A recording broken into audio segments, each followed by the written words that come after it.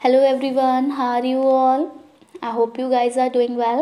So guys start करेंगे अपना आज का सेशन। और आज के सेशन में हम लोग एज यूजली डिस्कस करेंगे आपके यूनिट 9 जो कि है आपका पीपल डेवलपमेंट एंड एनवायरनमेंट। ये जो यूनिट है आपकी ये पेपर 1 की है। जैसा कि आप सभी को पता है कि हमारा जो यूजीसी नेट का एग्ज़ाम होता है वहाँ पर आपको 2 पेपर देने होते हैं, पेपर 1 और पेपर 2। तो ये जो पेपर 1 होता है ये सभी को देना कंपलसरी होता है, चाहे आप किसी भी बैकग्राउंड से हो, whether you are from the science stream or the commerce or the art, but you have to give paper 1। ठीक है, तो पेपर 1 तो आपको देना ही देना है डेफिनेटली। पेपर 2 जो होता है वो आपका सब्जेक्ट स्पेसिफाइड होता है, पेपर 2 भी देना ही है, लेकिन ये सबका अलग अलग होता है। आपने जिस भी स्ट्रीम से आपने अपना पीजी किया हुआ है, जिस भी सब्जेक्ट से, आप उस सब्जेक्ट में अपना पेपर 2 देते हैं। तो पेपर 1 को फोकस करते हुए इस पर हम आपको प्रिपरेशन करा रहे हैं। तो आज हम लोग आपके प्रैक्टिस क्वेश्चंस को डिस्कस कर रहे हैं यूनिट 9 के। ये पार्ट आपका 2 रहने वाला है। पार्ट 1 हमने ऑलरेडी कवर किया हुआ है। अगर आपने वो वीडियो हमारा नहीं देखा तो हम आपको डिस्क्रिप्शन बॉक्स में लिंक प्रोवाइड कर देंगे, आप वहाँ से चेक कर सकते हैं। एंड वन मोर थिंग, हमने इसके अलावा भी आपके यूनिट 10, जैसा कि आपको पता ही है कि आपके पेपर 1 में टोटल 10 यूनिट्स होती हैं, तो उसमें हमने 10 यूनिट के क्वेश्चंस PYQs को डिस्कस किया हुआ है 5 पार्ट्स में, और अभी भी वो इनकम्प्लीट है। हम उसको आगे कंटिन्यू करेंगे। करेक्ट, अगर एक ही टॉपिक डेली पढ़ते रहें तो थोड़ा सा होता है कि बोर होने लगते हैं, और ये कि हमें पहले हम पूरा एस्पेक्ट जो है थोड़ा थोड़ा सब कुछ कवर कर लें और उसके बाद हम उसको डीपली जाएं तो ज़्यादा बेटर रहेगा। अब हम सिर्फ इसी यूनिट पे फोकस करते रहें आपको 5 क्वेश्चन के लिए, और बाकी यूनिट छूट जाएँ तो ये भी ठीक नहीं, क्योंकि आपको पता है एग्जाम्स आपका फैम में होने को है। ठीक है, तो हमने इस पर कुछ PYQs डिस्कस किए हुए हैं, आप वो हमारी वीडियो चेक कर सकते हैं। इसके अलावा हमने आपके डेटा इंटरप्रिटेशन पर वीडियोस को कवर किया हुआ है, क्वेश्चंस को। वो क्वेश्चंस भी आपके एग्जाम पॉइंट ऑफ व्यू के अकॉर्डिंग बेनिफिशियल है। आप वहाँ डिस्क्रिप्शन बॉक्स में लिंक दिया जाएगा, वहाँ से चेक कर लीजिएगा। एंड हमने कुछ मिसलेनियस क्वेश्चंस भी डिस्कस किए हैं। मिसलेनियस इन द सेंस कि हमने हर यूनिट से क्वेश्चंस को कवर किया है, वो चाहे आपके टीचिंग एप्टीट्यूड से हो, रिसर्च से हो, डेटा इंटरप्रिटेशन से हो, कम्युनिकेशन से हो, तो हर टॉपिक के क्वेश्चंस को कवर किया हुआ है। तो हमने इस टाइप के क्वेश्चंस भी डिस्कस किए हुए हैं। तो हमारे चैनल को सब्सक्राइब करें अगर आप अभी तक हमारे चैनल पर नए हैं, या फिर आपने हमारे चैनल को सब्सक्राइब नहीं किया है, और बेल आइकन भी प्रेस कर दिए ताकि जब भी न्यू वीडियो अपलोड हो उसको नोटिफिकेशन आपको सबसे पहले मिल सके। तो अब ज़्यादा टाइम वेस्ट किए बिना अपने सेशन को स्टार्ट करेंगे। तो ये क्वेश्चंस थे जो हमने कल देखे थे। ये क्वेश्चंस मैं आपको इसलिए शो कर रही हूँ ताकि आपका रिविज़न हो जाए एक बारी। ठीक है, तो मैं यहाँ पर आपको आंसर्स नहीं बताऊँगी, you have to give the answers by yourself. मतलब गिव क्या करना है, आपको अपना सेल्फ असेसमेंट करना है कि क्या था आंसर जो आपने कल देखा था। सो बहुत ईजी से क्वेश्चंस थे। ठीक है, और बस ये है कि ये इजी क्वेश्चंस देखकर ही कभी कभी हमसे गड़बड़ हो जाती है। तो दैट्स वाई इन क्वेश्चंस को लाने का मोटिव ये है कि इजी क्वेश्चंस आपसे गलत ना हो। तो मैं आपको ये दोबारा से जो शो कर रही हूँ ये भी इसी वजह से, ताकि आप जो हो वो एक बारी अपना रिवीजन कर सकें। क्योंकि आप सभी को पता है कि अगर हम कुछ भी एक बारी पढ़ लेते हैं वो उस टाइम पे तो हमें समझ में आ जाता है, लेकिन आफ्टर सम टाइम अगर हम उसको ना देखें तो वो हमारे माइंड के अनकॉन्शियस पार्ट में चला जाता है। इट मीन्स हम उसको भूल जाते हैं। ठीक है, तो जब हम उसको रिवाइज करते रहेंगे कंटिन्यू तो वो कॉन्शियस पार्ट में रहेगा और हमें याद रहेगा। तो रिविज़न जो है वो बहुत ज़्यादा इंपॉर्टेंट है। Preparation is something good but revision is best अगर आप कहें तो। आप प्रिपरेशन करते जा रहे हैं, सारा सिलेबस आपने कवर कर लिया, बट इफ़ अपने पुराना वाला अगर आप रिवाइज नहीं कर रहे हो तो कोई फ़ायदा ही नहीं है। क्योंकि अगर आप पुराना रिवाइज नहीं करेंगे तो सब कुछ आप जब एक बारी लास्ट में अगर आप फर्स्ट चैप्टर उठाएंगे तो आपको कुछ भी समझ में वहाँ पर नहीं आएगा। क्लियर?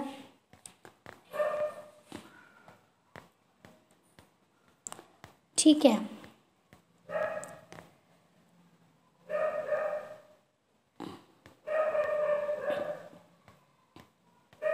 ओके, तो यहाँ से स्टार्ट करेंगे हम अपना आज का session. And the first question for our session is, कौन सा फसल गिफ्ट ऑफ एशिया कहलाता है? यानी कि गिफ्ट ऑफ एशिया के नाम से किस फसल को जाना जाता है, ये आपको आंसर करना है। ठीक है, क्या वीट को जाना जाता है, क्या राइस को जाना जाता है, क्या शुगर केन को जाना जाता है, या फिर आपके ज्वार को जाना जाता है, जिसको हम बार्ले कहते हैं, ठीक है। तो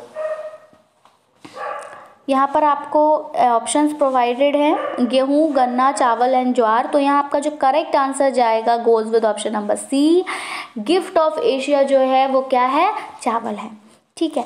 नेक्स्ट, प्रति व्यक्ति दैनिक ऊर्जा का खपत सबसे अधिक किस देश में है? अगर हम बात करें पर पर्सन की, ठीक है, पर पर्सन की अगर हम बात करें तो डेली जो आपकी एनर्जी कंज्यूम हो रही है वो सबसे अधिक किस देश में हो रही है, किस कंट्री में हो रही है? भारत में हो रही है, कनाडा में हो रही है, इंग्लैंड में हो रही है या फिर अमेरिका में हो रही है?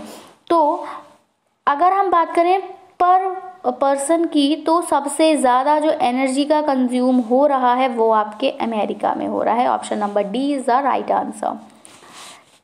भारत में कौन सा खनिज बहुत कम मात्रा में पाया जाता है? खनिज क्या होता है? तो खनिज होते हैं आपके मिनरल्स, और ये मिनरल्स हमें कहाँ से मिलते हैं? तो डीप इनसाइड द अर्थ, ठीक है। ये हमें कहाँ से मिलते हैं? ये हमें ज़मीन के अंदर से मिलते हैं। तो यहाँ पर आपसे वही पूछा है कि भारत में मिनरल्स जो हैं बहुत मतलब एक मिनरल है जो कि बहुत कम मात्रा में पाया जाता है, तो वो क्या है? क्या कोयला है, लोहा है, सोना है या फिर अभ्रक है? तो यहाँ पर जो हमारा करेक्ट आंसर जाएगा that goes with option number C, that is सोना। तो सोना जो है वो हमारे भारत में बहुत कम मात्रा में पाया जाता है। नेक्स्ट, चिपको आंदोलन से जुड़े व्यक्ति का क्या नाम है?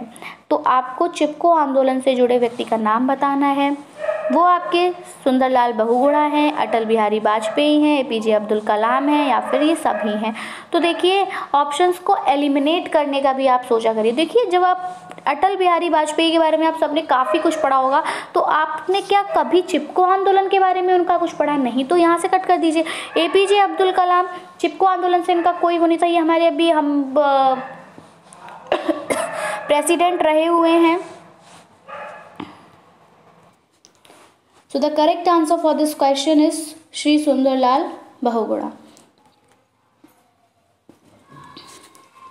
नेक्स्ट, गरीबों की लकड़ी।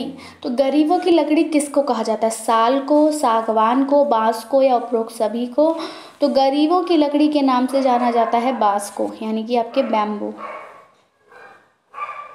तो इस बैम्बू को क्या कहा जाता है?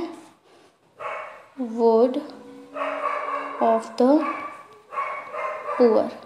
क्लियर?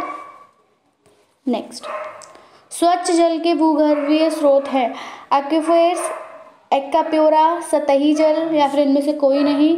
तो बिल्कुल इनमें से कोई नहीं। संरक्षण का अर्थ है, संरक्षण यानी कि आपका क्या है? प्रिजर्वेशन। तो प्रिजर्वेशन क्या होता है? प्राकृतिक संसाधनों का सही उपयोग करेंगे आप, प्राकृतिक संसाधनों का बचाव करेंगे, प्राकृतिक संसाधनों का मैनेजमेंट करेंगे या फिर उपरोक्त सभी? तो अगर हम बात करें आपके संरक्षण की यानी कि प्रिजर्वेशन की, तो इसमें आपका आएगा उपरोक्त सभी, क्योंकि यहाँ पर आप बिल्कुल सही उपयोग करेंगे तभी तो प्रिजर्व रहेंगे वो। प्राकृतिक संसाधनों का बचाव का मतलब ये है कि उनको वेस्ट नहीं करेंगे अननेसेसरीली, मतलब ज़रूरत नहीं है बट फिर भी स्टिल उसको वेस्ट किए जा रहे हैं, तो ये अगर आप करना बंद करेंगे तो ही संरक्षण कर सकते हैं। और दूसरा, प्राकृतिक संसाधनों का मैनेजमेंट करना कि उनको किस तरह से हमें यूज़ करना, क्योंकि बिना यूज़ करें तो सर्वाइवल पॉसिबल नहीं है, लेकिन उसको एक उतनी ही क्वान्टिटी में हम यूज़ करें जितना कि हमको नेसेसरी रहे। तो इसलिए आपका जो करेक्ट आंसर जाएगा वो जाएगा ऑप्शन नंबर डी के साथ, दैट इज उपरोक्त सभी, ऑल ऑफ द। स्थानीय जैव विविधता को कहते हैं। देखिए अब आपकी जैव विविधता क्या है? तो ये आपकी बायोडाइवर्सिटी है। बायोडाइवर्सिटी की अगर मैं बात करूँ, जैव विविधता की अगर मैं बात करूँ, तो ये बेसिकली होती क्या है? तो बायोडाइवर्सिटी, देखिए बायो का मतलब होता है आपका लिविंग, ठीक है, ठीक है। तो इस लिविंग में आपके क्या आ जाएंगे? प्लांट्स आ जाएगा, एनिमल्स आ जाएंगे, ठीक है। और डाइवर्सिटी का मतलब होता है विविधता, यानी कि बहुत अलग अलग वैरायटी, ठीक है। तो डाइवर्सिटी का मतलब होता है वैरायटी। तो हम जो ये बायोडाइवर्सिटी है ये क्या है? जो लिविंग बीइंग्स हैं आपके प्लांट्स और एनिमल्स, इनकी जो वैरायटी है, अलग अलग वैरायटी हमारे यहाँ पर पाई जाती है। अगर हम स्नेक की बात करें तो आपको स्नेक्स में अलग अलग वैरायटीज़ मिलेंगी, किंग कोबरा मिलेगा आपको, ठीक है, कैरेट मिलेगा, रसल वाइपर मिलेगा। तो इस तरह से आपके अलग अलग जो है वो स्नेक्स में वैरायटी पाई जाती है। फिर वही आप देखेंगे आपके लायंस में वैरायटी पाई जाती है, टाइगर्स में पाई जाती है, एलिफेंट्स में पाई जाती है। तो इस तरह से हर एनिमल में वैरायटीज़ पाई जाती हैं, हर वर्ड में वैरायटीज़ पाई जाती हैं। तो वो सभी अलग अलग वैरायटी के एनिमल्स हमारे एक स्थान पर रहते हैं, इसीलिए हम उसको जैव विविधता कहते हैं। तो जो एक पर्टिकुलर प्लेस की जैव विविधता होती है उसको किस विविधता के नाम से जाना जाता है? आपको पता है ना, अल्फा बायोडाइवर्सिटी, आपका गामा डाइवर्सिटी, बीटा डाइवर्सिटी, अलग अलग डाइवर्सिटीज़ है। तो जो स्थानीय डाइवर्सिटी होती है, यानी कि जो स्थानीय जैव विविधता होती है, उसको अल्फा विविधता के नाम से जाना जाता है, यानी कि अल्फा बायोडाइवर्सिटी के नाम से जाना जाता है। रेड लिस्ट में निम्न में से किसके संबंध में सूचनाएं होती हैं? तो जो आपकी रेड लिस्ट है, जो जैसे कि आप अपना रेड डेटा बुक है, ठीक है, तो ये जो रेड डेटा बुक है इसमें किससे रिलेटेड इंफॉर्मेशन आपको दी गई होती है रेड डेटा बुक में? तो अगर हम रेड डेटा बुक की बात करें तो यहाँ पर क्या लाल फूलों के संबंध में आपको बताया गया होता है, या फिर लाल रंग की मछलियों के संबंध में बताया गया, क्योंकि रेड है तो रेड से अगर आप कोरिलेट करें तो सोचेंगे लाल रंग का ही कुछ होगा। या फिर विलोपन के खतरे का सामना कर रहे जो जीव और जंतु होते हैं उनके संबंध बताया जाता है, या फिर लाल रंग के जो भी कीड़े मकोड़े होते हैं उनके संबंध बताया जाता है। तो देखिए जो आपकी रेड डेटा बुक है इसमें विलोपन के खतरे का जो सामना कर रहे होते हैं, यानी कि जो आपके एंडेंजर्ड स्पीशीज होती हैं, ठीक है, जो क्या है आपके, जिनके पास जिन्हें खतरा है ख़त्म होने का, विलुप्त होने का, जैसे कि एक्सटिंक्ट होने का, ठीक है, जैसे कुछ आपकी एक्सटिंक्ट स्पीशीज़ आती हैं, इनमें आपका डायनासोर्स आते हैं जो आपको देखने को नहीं मिलते, और ऐसे ही कुछ एनिमल्स हैं जो आपकी इंडेंजर्ड स्पीशीज़ के अंदर आते हैं, तो उनके बारे में यहाँ पर सूचनाएं दी गई होती हैं, ठीक है। तो ऑप्शन नंबर सी यहाँ पर करेक्ट हो जाएगा। किस राष्ट्रीय उद्यान में शेरों को सुरक्षित रखा गया है? तो शेरों के लिए जो राष्ट्रीय उद्यान है वो क्या आपका गिर राष्ट्रीय उद्यान है, कान्हा है, वेतला है, या उनमें से कोई नहीं? तो ये क्या है आपका गिर राष्ट्रीय उद्यान है। और गिर नेशनल पार्क की अगर हम बात करें तो ये आपका कहाँ सिचुएटेड है? तो ये आपका सिचुएटेड है गुजरात में। कान्हा राष्ट्रीय उद्यान ये आपका है मध्य प्रदेश में। बेतला राष्ट्रीय उद्यान ये आपका झारखंड में, ठीक है, यहाँ से भी क्वेश्चंस पूछे जाते हैं तो याद रखिएगा। तो जो शेरों के सुरक्षित रखने का स्थान है वो गिर राष्ट्रीय उद्यान है, जो कि कहाँ है? गुजरात में है। आगे बढ़ेंगे। कान्हा राष्ट्रीय उद्यान किस लिए मशहूर है? तो कान्हा राष्ट्रीय उद्यान किस जानवर के लिए मशहूर है? अभी हमने गिर राष्ट्रीय उद्यान का तो जान लिया कि वो किस लिए मशहूर है, तो वो शेरों के लिए मशहूर है, वहाँ पर शेरों का संरक्षण किया जाता है। वहीं अगर अब हम कान्हा राष्ट्रीय उद्यान की बात करें तो कान्हा राष्ट्रीय उद्यान आपका किस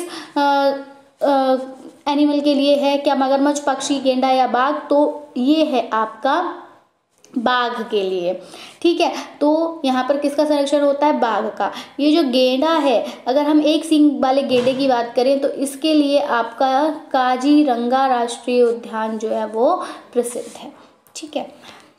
अब देखिए मानव जनसंख्या के आधार पर भारत का स्थान है। तो अगर हम मानव जनसंख्या की बात करें तो भारत का स्थान क्या कौन सा है? तो जनसंख्या के मामले में दुनिया में भारत का दूसरा स्थान है, यानी कि बहुत ज़्यादा पॉपुलेटेड कंट्री है हमारी इंडिया। दूसरा आ जाता है गैसीय प्रदूषक प्रभावित करते हैं।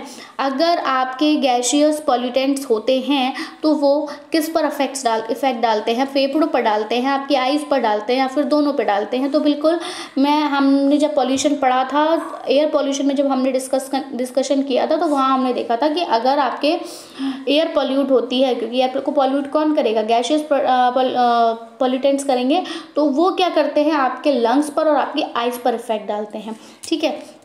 तो इसलिए ऑप्शन यहाँ पर जो होगा वो आवा दोनों हो जाएगा। नेक्स्ट, सिलिकोसिस का कारण है। अब सिलिकोसिस क्या है? तो सिलिकोसिस एक बीमारी है, और बात की जाए ये सिलिकोसिस कैसे होती है, तो जब आपकी सिलिका कंसंट्रेशन ज़्यादा होता है तो सिलिकोसिस होता है, तो सिलिका, ठीक है। नेक्स्ट आपके क्वेश्चन है कि एड्स किस कारण से होता है? तो HIV से, TMV से, हर्पिस वायरस से, या फिर बैक्टीरिया से? तो ये आंसर तो बहुत ईजी है, हम लोग हमेशा से पढ़ते आ रहे हैं, दैट इज HIV। तो ऑप्शन नंबर 1 इज द, इसकी फुल फॉर्म की अगर हम बात करें तो ह्यूमन इम्यूनो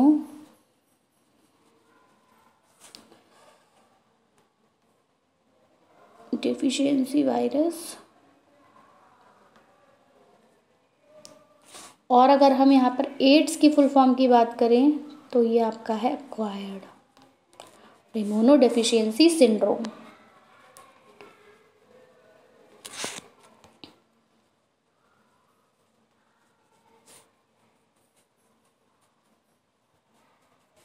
क्लियर। नेक्स्ट, जठरांत्र संबंधी रोग का कारण क्या है? वायु प्रदूषण है, जल प्रदूषण है, ध्वनि प्रदूषण है या फिर मृदा प्रदूषण है? तो यहाँ पर आपका जो करेक्ट आंसर जाएगा है goes with option number B, that is जल प्रदूषण। पर्यावरण में तत्वों के चक्रीकरण को कहते हैं। तो तत्वों का जब चक्रीकरण होता है आपके पर्यावरण में तो उसको जैव भूगर्भीय रासायनिक चक्र कहा जाता है। भोपाल गैस त्रासदी का कारण, तो ये हम लोग ऑलरेडी डिस्कस कर चुके हैं, आपकी मिथाइल आइसोसाइनेट का जो लीकेज हुआ था उसकी वजह से हुई थी।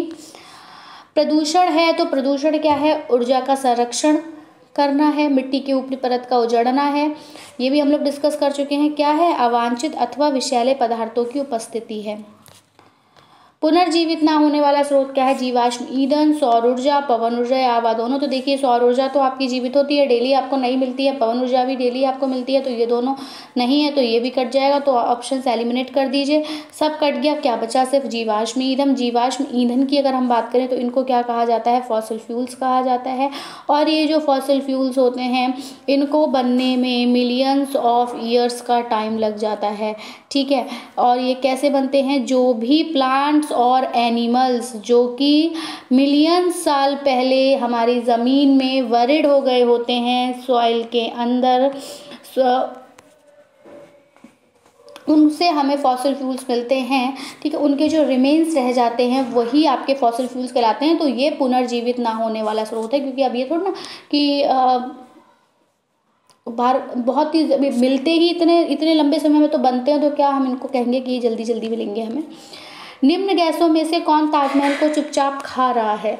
अब यहाँ पर गैस की बात आ गई। तो देखिए ताजमहल की अगर हम बात करें तो ताजमहल का कलर की यहाँ पर बात है कि वो आपके वाइट संगमरमर के पत्थर से बना है और अब उसमें थोड़ा सा येलोइश कलर आ रहा है। तो वो जो येलोइश कलर आ रहा है उसका रीज़न क्या है? तो उसके रीज़न की अगर हम यहाँ पर बात करें तो क्या है? आपकी सल्फर डाइऑक्साइड है।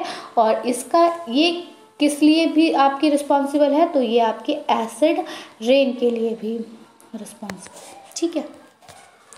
नेक्स्ट, धुआं समान कुहासा को कहते हैं, यानी कि जो आपका स्मोक टाइप स्मोक होता है उसको क्या कहा जाता है? तो उसको स्मॉग कहा जाता है, ठीक है।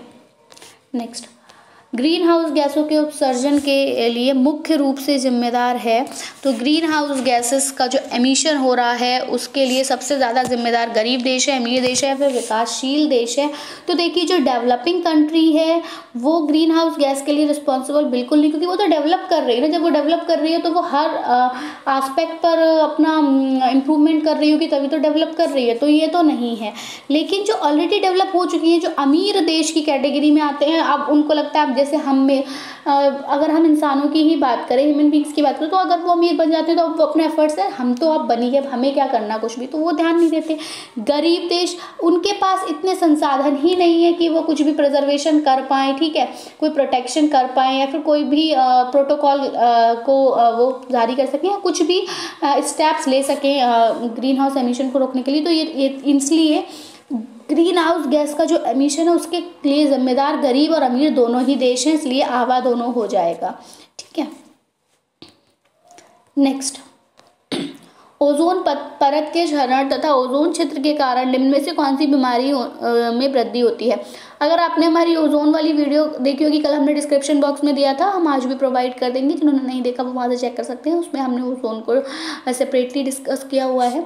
तो ओजोन जब डिप्लीशन होता है, ओजोन होल भी आपकी एक चीज़ होती है जो हम उसमें बताए हुए हैं, तो उसकी वजह से इनमें से कौन सी बीमारी होती है? आपका ट्यूबरक्लोसिस होता है या फिर त्वचीय कैंसर होता है, मलेरिया या फिर एड्स होता है। तो अभी हमने देखा एड्स का तो कारण क्या है? आपका HIV है, ठीक है, तो ये नहीं रहेगा। मलेरिया तो आपको पता ही है मॉस्किटो के बाइट करने से होता है, ये भी नहीं रहेगा। ट्यूबरक्लोसिस तो ये आपका ये भी एक वायरस से ही होता है, तो ये भी नहीं है। वह करेक्ट आंसर जो है दैट इज त्वचीय कैंसर यानी कि स्किन कैंसर। तो स्किन कैंसर जो है that cause due to the ozone layer depletion and the ozone hole. स्वचालित वाहनों के उत्सर्जन में कौन सा प्रदूषक अनुपस्थित रहता है? अब जो स्वचालित वाहन होते हैं उनमें इनमें से कौन सा प्रदूषक नहीं पाया जाता है? SO2 नहीं पाया जाता है, फ्लाई ऐश नहीं पाई जाती है, हाइड्रोकार्बन गैस नहीं पाया जाता है, या फिर नाइट्रोजन ऑक्साइड नहीं पाया जाता है। तो देखिए व्हीकल्स की अगर मैं बात करूं तो व्हीकल्स में आपको नाइट्रोजन के ऑक्साइड्स और सल्फर के ऑक्साइड्स तो देखने को मिलते हैं। इसी वजह से ये दोनों मिलकर क्या करते हैं, एयर को पॉल्यूट करते हैं। हाइड्रोकार्बन गैस भी आपकी पाई जाती है, लेकिन ये जो फ्लाई ऐश है, ये फ्लाई ऐश जो है ये ही नहीं पाया जाती है। तो ऑप्शन नंबर बी जो है वो आपका यहाँ पर करेक्ट हो जाएगा। नेक्स्ट जो है दैट इज ग्रीन हाउस प्रभाव संबंधित है। तो अगर हम ग्रीन हाउस इफेक्ट की बात करें तो वो किससे रिलेटेड है? अब ग्रीन हाउस गैस है, ग्रीन, अब अगर आपने पढ़ा नहीं होगा तो आपका आंसर क्या जाएगा? ग्रीन हरा, हाउस घर, ठीक है। तो ये तो बहुत ज़्यादा आप कह सकते हो कि अनसेंसिबल क्वेश्चंस हैं। आप UGC नेट एग्जाम के एस्पिरेंट्स हैं, तो ये इस टाइप की माइन्यूट मिस्टेक्स तो आपसे एक्सेप्ट ही नहीं की जा सकती। तो ग्रीन हाउस प्रभाव संबंधित है ना तो घरों में हरे पेड़ से, घासीय भूमि से और आपका हरा भरा देश। तो ये तीनों ही ऑप्शन गलत हो जाएंगे। बल्कि किससे है? ग्लोबल वार्मिंग से है। ग्लोबल वार्मिंग क्या होता है? टेम्परेचर का इंक्रीज होते रहना। अब अर्थ का टेम्परेचर इंक्रीज हो रहा है, दैट इज ग्लोबल वार्मिंग। और क्यों हो रहा है अर्थ का टेम्परेचर कॉन्टिन्यूसली इंक्रीज? तो उसके जो इंक्रीमेंट का रीज़न है that is green house effect. जो भी ग्रीन हाउस गैसेस हैं उनका जो एमिशन हो रहा है, उस एमिशन के कारण आपका ग्लोबल वार्मिंग कॉज हो रही है। आप हमारा ग्रीन हाउस इफेक्ट पर, ग्लोबल वार्मिंग पे हमने सेपरेटली वीडियो में डिस्कस किया हुआ है, आप वहाँ से चेक कर सकते हैं। नेक्स्ट आपका आ जाएगा पीने के जल में निम्नलिखित में से किसकी अधिकता से फ्लोरोसिस बीमारी होती है? फ्लोरोसिस की अगर हम बात करें तो जैसा कि आप फ्लोरोसिस से ही समझ रहे होंगे, जैसे आपका मरकरी था तो इससे आपको मिनीमाटा देखने को मिला, ठीक है, मरकरी क्लोराइड से। तो थोड़ा सा रिलेट करेंगे तो माँ मिनीमाटा, ठीक है। तो वहीं ऐसे ही अगर आप इसको रिलेट करोगे फ्लोरोसिस को, तो फ्लोरोसिस का मतलब आपका आ जाएगा fluoride. Option number 1 is the correct answer for this question. लौह तत्व की कमी से आपका अनीमिया होता है, ठीक है। नदी के जल का BOD अधिक है, तो इसका अर्थ क्या है कि जल स्वच्छ है, अत्यधिक प्रदूषित है, या फिर शैवाल युक्त है, या फिर आपका घुलित खनिज युक्त है। तो अगर BOD ज़्यादा है तो इसका मतलब है कि बायोलॉजिकल ऑक्सीजन डिमांड ज़्यादा है, और जब बायोलॉजिकल ऑक्सीजन डिमांड ज़्यादा है इट मीन्स कि क्या है, वो जल जो है वो आपका स्वच्छ है, ठीक। नेक्स्ट, सीवेज प्रदूषित जल पीने के कारण क्या होता है? सीवेज तो आप सभी को पता है, जो भी हमारे घरों से वेस्ट निकलता है that is called the sewage. तो ये जो सीवेज होता है, इस वेस्ट इससे जो भी हमारा वाटर पोल्यूटेड है, अगर उस वाटर को आप ड्रिंक करते हो तो आपको क्या होता है? पेचिस होता है, टाइफाइड होता है, डायरिया होता है, या फिर ये सभी बीमारियां होती हैं। तो वाटर पोल्यूटेड वाटर को ड्रिंक करने की वजह से आपको ये सभी बीमारियां देखने को मिलती हैं। सो ऑप्शन नंबर डी यहाँ पर करेक्ट हो जाएगा। नेक्स्ट, ध्वनि की तीव्रता को निम्नलिखित में से किस में नापा जाता है? तो ध्वनि की तीव्रता की अगर हम बात करें तो बिल्कुल none other than that is decibel में नापा जाता है। चिपको आंदोलन की अगर मैं बात करूं तो चिपको आंदोलन के हमने यहाँ पर नेता सबसे पहले जाने कौन थे? सुंदरलाल बहुगुणा थे, चंडी प्रसाद भट्ट भी थे, ठीक है, ये आपको याद रखना है। मेन तो चंडी प्रसाद भट्ट ही थे, सुंदरलाल बहुगुणा तो बाद में आए थे।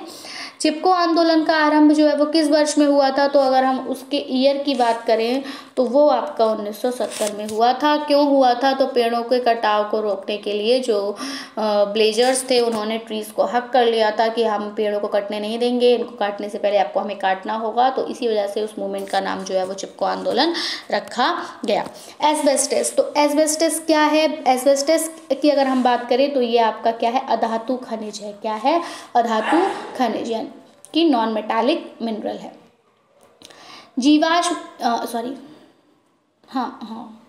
अब आता है जीवाश्म ईंधन क्या है कि फॉसिल फ्यूल्स क्या है? तो फॉसिल फ्यूल्स अभी हम लोग ऑलरेडी देख चुके हैं कि पुनर्जीवित ना होने वाले संसाधन आपके क्या हैं? फॉसिल फ्यूल्स है, क्योंकि ये जल्द पुनः जीवित नहीं होते, मिलियन ऑफ ईयर्स लग जाता है इनको डेवलप होने में दोबारा से। कार्बनिक पदार्थों में निहित ऊर्जा कहलाता है। तो कार्बनिक पदार्थों में जो भी एनर्जी निहित होती है उसको क्या कहा जाता है? उसको बायोमास कहा जाता है, बायोमास एनर्जी, ठीक है। Option number B is the correct answer. Vermicomposting, vermicomposting, तो वर्मी कंपोस्टिंग की अगर हम बात करें तो वर्मी कंपोस्टिंग में कौन मुख्य भूमिका मतलब मेन रोल प्ले करता है, तो वर्मी जो होते हैं ये आपके कौन होते हैं, इंसेक्ट्स होते हैं। ठीक है, ये जो वर्मी वर्ड है रूट वर्ड है और इसका यूज़ इंसेक्ट्स के लिए किया जाता है। तो यहाँ से आप देख लीजिए कि प्लांट आपका कोई इंसेक्ट नहीं है इसलिए कट जाएगा, जंतुओं का गोबर कोई इंसेक्ट नहीं है कट जाएगा, गैस कोई इंसेक्ट नहीं कट जाएगा, यानी कि इंसेक्ट्स में आपका क्या आएगा, केचुआ आएगा, जिसको हम क्या कहते हैं, अर्थवॉर्म कहते हैं। इसको फार्मर का फ्रेंड भी कहा जाता है। ठीक है, तो option number C is the correct answer है।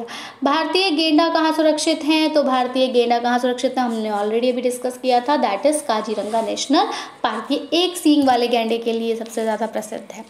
वेतला राष्ट्रीय उद्यान कहाँ अवस्थित है, आप हमें बताइए, हम लोग ने अभी ऑलरेडी क्वेश्चन डिस्कस किया हुआ है, तो ये आपका है झारखंड। अब आता है झारखंड के किस जिला में पक्षी अभ्यारण्य उपस्थित है, तो अब यहाँ पर बात की जाए पक्षी अभ्यारण्य की, तो ये आपके साहिबगंज में उपस्थित है। नर्टिलिटी सीधे निर्भर करता है, तो ये जनसंख्या का जन्म दर पर निर्भर करता है, नर्टिलिटी रेट। एड्स का संचरण की मॉर्टेलिटी रेट जो है वो उनके डेथ रेट होता है। अब एड्स का संचरण, एड्स जो है वो कैसे फैलता है, तो एड्स के संचरण की अगर हम बात करें तो ये आपके हाथ मिलाने से हो जाता है, किसी से आपने हाथ मिला लिया तो एड्स हो जाएगा। असुरक्षित यौन संबंध से, रक्त ब्लड ट्रांसफ्यूजन से, या फिर इनमें दोनों, तो बिल्कुल ये वाला ऑप्शन तो कट जाता है, किसी के साथ आप हाथ मिलाने से आपको एड्स हो जाता है। एक तो अनसुरक्षित यौन संबंध से और रक्त ट्रांसफ्यूजन से होता है, तो ऑप्शन नंबर डी जो है वो यहाँ पर आपका करेक्ट ऑप्शन हो जाएगा। विश्व जैव विविधता दिवस किस दिन मनाया जाता है, देखिए जैव विविधता की बात आ गई, बायोडाइवर्सिटी डे की बात आ गई, तो बायोडाइवर्सिटी डे आपका कब मनाया जाता है, तो ये आपका मनाया जाता है 23 मई को। फिर से आप यहाँ से अपने डेज को रिलेट करना स्टार्ट कर दीजिए, 22, 23, तो ठीक है, इजी रहता है। नेक्स्ट 5 जून को क्या मनाते हैं, तो पता होना चाहिए, जब इन्वायरमेंट की टॉपिक है तो ये तो पता होना ही चाहिए, क्या मनाते हैं, एनवायरमेंटल डे मनाते हैं। क्लियर। नेक्स्ट, जैविक संसाधन में सम्मिलित नहीं है। अब जैविक संसाधन की अगर हम बात करें तो क्या सम्मिलित नहीं है, वन, जीव जंतु, चारागाह, खनिज। तो जैविक संसाधनों में सम्मिलित नहीं है आपके खनिज, खनिज जो है मिनरल्स, ये कोई लिविंग थोड़ी ना है, ये आपके नॉन लिविंग है, तो यही ऑप्शन का करेक्ट हो जाएगा। अगला है हमारा पर्यावरण जीव के पारिस्थितिकी कारकों का योग है, ये किसने कहा है, तो ये एक स्टेटमेंट है, पूछा ये स्टेटमेंट किसके द्वारा दी गई है, पी सॉरकिन, फिटिंग, सैंपल या फिर दीक्षित के द्वारा। तो ये जो स्टेटमेंट है ये दी गई है